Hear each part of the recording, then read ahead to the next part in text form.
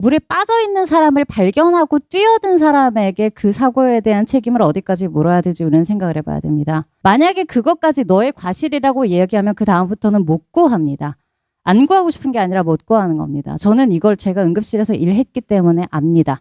응급 상황이라는 건 환자가 그 앞에 도착하면 닥치는 대로 할 수 있는 것 중에 가장 좋은 걸 선택하는 거지, 내가 환자가 어떻게 되건 초 단위로 시간이 지나가는데 내가 할 수 있는 교과서적인 모든 걸 놓고 모든 부작용을 파악해서 차팅까지 마무리해놓고 환자를 만질 수 있는 게 아니기 때문입니다.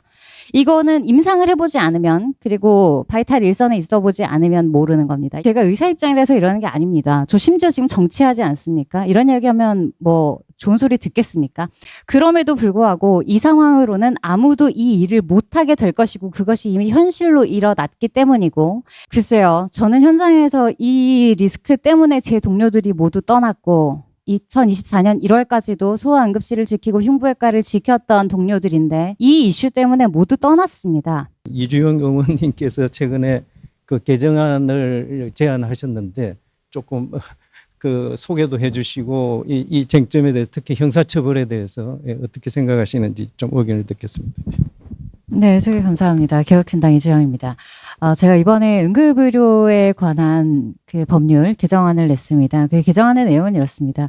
특별히 고의가 아니었고, 그리고 과실이 명백하게 피할 수 있거나 아니면 명백하게 이제 뭐 없이도 할 수 있었다는 것이 확실히 입증되지 않았으면 거기에 대해서 형사처벌을 면제하는 법입니다.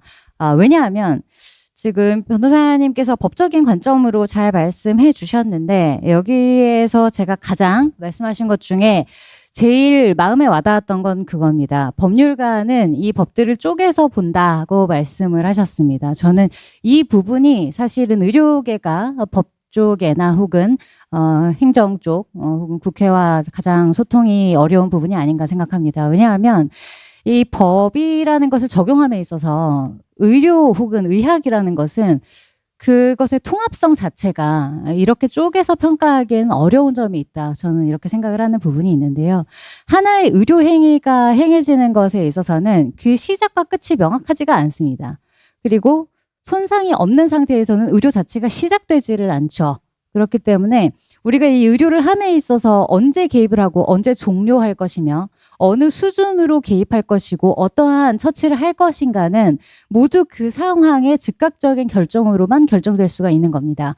그래서 아까 말씀하셨듯이 뭐 공무원에게 왜 처벌을 안 하냐 뭐 이런 얘기도 하셨는데, 소방관의 예를 들면 의료라는 건 기본적으로 우리가 여기에 과실로 불을 냈냐 안 냈냐가 아닙니다. 이미 집은 불 타고 있고 우리는 물을 들고 뛰어드는데 그때 소방관 앞섭에 바디캠을 달고 초단위로 끊어서 너 2층에도 사람 있었는데 왜 1층부터 진입했냐, 3층에 폭발물 있었는데 왜 그거 몰랐냐 하는 것밖에 안 되는 겁니다.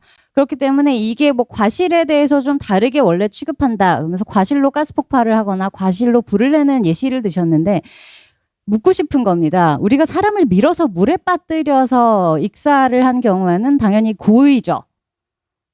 같이 놀다가 빠진 경우에는 과실일 겁니다. 그런데 물에 빠져 있는 사람을 발견하고 뛰어든 사람에게 그 사고에 대한 책임을 어디까지 물어야 될지 우리는 생각을 해봐야 됩니다. 만약에 그것까지 너의 과실이라고 이야기하면 그 다음부터는 못 구합니다. 안 구하고 싶은 게 아니라 못 구하는 겁니다. 저는 이걸 제가 응급실에서 일했기 때문에 압니다. 응급 상황이라는 건 환자가 그 앞에 도착하면 닥치는 대로 할 수 있는 것 중에 가장 좋은 걸 선택하는 거지, 내가 환자가 어떻게 되건 초 단위로 시간이 지나가는데 내가 할 수 있는 교과서적인 모든 걸 놓고 모든 부작용을 파악해서 차팅까지 마무리해놓고 환자를 만질 수 있는 게 아니기 때문입니다. 이거는 임상을 해보지 않으면, 그리고 바이탈 일선에 있어보지 않으면 모르는 겁니다. 예를 들면 그런 겁니다. 제가 바이탈이라고 얘기하면 의사가 아닌 분들은 자꾸 내외산소 뭐 흉부외과만 생각하시는데 죄송하지만 바이탈과는 병원에 붙어있는 모든 과가 바이탈과입니다. 심지어 아무도 신경 안 쓰는 영상의학과, 핵의학과, 진단검사의학과, 병리과 다 바이탈입니다. 왜? 그 과 없이 소아청소년과 진료 못하기 때문입니다. 그런데 문제는 그 법들을 적용함에 있어서 우리의 인식이 기본적으로 우리는 나쁜 일은 나쁜 놈이 있기 때문에 발생한다고 생각합니다. 그리고 책임을 묻습니다. 그리고 그 자리에 있었던 의사가 대부분 지목당하는 입장이 되죠. 네, 이런 겁니다. 어떤 환자가 췌장암이 의심이 돼서 CT를 찍었습니다. CT 판독에서 영상의학과에서 암의 가능성이 높다고 했습니다. 수술을 들어가서 프로즌을 냅니다. 수술장에서 동결절편을 내서 이게 암인지 아닌지를 확인해 보는 겁니다. 자, 외과가 개입됐을 거고 병리과가 개입됐을 겁니다. 병리과에서 암일 가능성이 높다고 리포트가 나옵니다. 절제했습니다.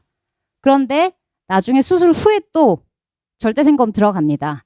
거기서 암이 아니었던 겁니다. 환자 당연히 거기에 대해서 억울할 수 있습니다. 보상을 바랄 수 있습니다. 소송 걸고 싶은 마음은 이해합니다. 저도 환자일 수 있으니까요. 저에게 병이 안 생길이라는 법이 어디 있습니까? 이해하지만 그걸로 이미 다 나와 있는 데이터 혹은 더 이상의 뭐 특별한 피할 수 있는 과실이 없었고 고의가 아니었는데 이걸로 민사 형사를 걸면 그 의사는 앞으로 췌장을 그냥 안 보게 되는 겁니다.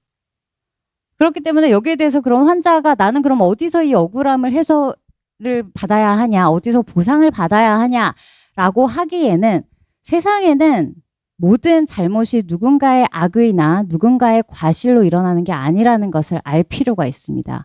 제가 의사라서 이런 얘기를 하는 게 아닙니다. 저도 환자로 병원을 수없이 다니는 사람이고 저희 아이들, 저희 부모님 모두 수술한 적도 입원한 적도 오래 치료받은 적도 많습니다. 앞으로 저는 의사가 아닌 입장에서 일할 일이 더 많겠네요. 그렇기 때문에 제가 의사 입장이라서 이러는 게 아닙니다. 저 심지어 지금 정치하지 않습니까? 이런 얘기하면 뭐 좋은 소리 듣겠습니까? 그럼에도 불구하고 이 상황으로는 아무도 이 일을 못하게 될 것이고 그것이 이미 현실로 일어났기 때문이고 이것을 처음에 필수 의료 사고 발생 높아서 기피하는 게 아니다라고 이야기하셨고 의료 역량가 문제라고 하셨는데 글쎄요. 저는 현장에서 이 리스크 때문에 제 동료들이 모두 떠났고 이 의료 영리화가 많이 진행된 2024년 1월까지도 소아응급실을 지키고 흉부외과를 지켰던 동료들인데 이 이슈 때문에 모두 떠났습니다. 그리고 더 이상 일이 돌아가지 않았기 때문에 센터가 무너지고 저도 떠나야 했습니다. 실제로 일어나고 있는 일이지 제가 돈 때문에 그만둔 게 아닙니다. 저의 동료들도 돈 때문에 그만둔 게 아니었습니다. 저는 이 부분은 사실 전문가로서는 의사뿐만이 아닙니다. 지금 박봉에 연구하시는 분들, 박봉의 아이들 가르치시는 분들 모두에 대한 사실은 예의가 아니라고 생각을 합니다.